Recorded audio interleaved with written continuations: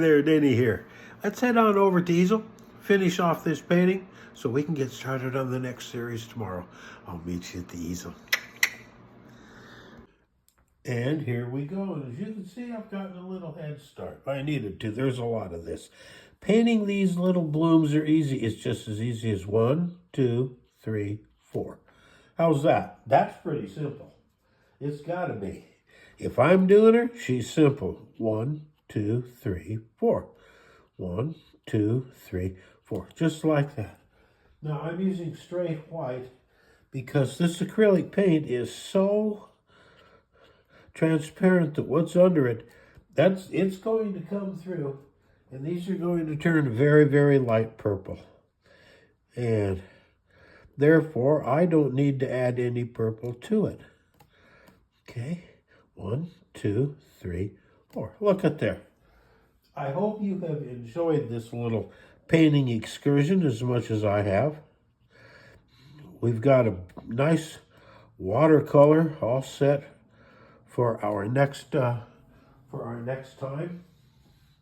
Okay, but for right now, just remember 1, 2, 3, 4, like that.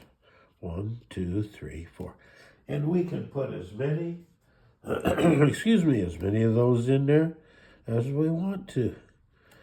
Lilac was my mom's favorite flower, and it happened to be the first painting that I ever really made any money on. I was working in a dietary department in a nursing home as a cook, and my boss found out that I could paint, said she wanted a floral painting for her office, which I thought was okay. And I asked her what, she said she wanted lilacs. And I asked her how big, and she said 18 by 24 inches. I almost had a heart attack right on the spot. That's bigger than anything I'd ever done. But I did it. It was fun. And I've loved lilacs ever since, because they're not only that, but because they were my mom's favorite flower. Okay, so be with me tomorrow, and we'll begin our new series. And thank you so much for hanging in there for this one. And remember to like, subscribe, comment, follow, hit the links and all that good stuff. Be sure you comment, and remember that Ann and I love you. We love you, we love you, we love you. And there we go. We got her done.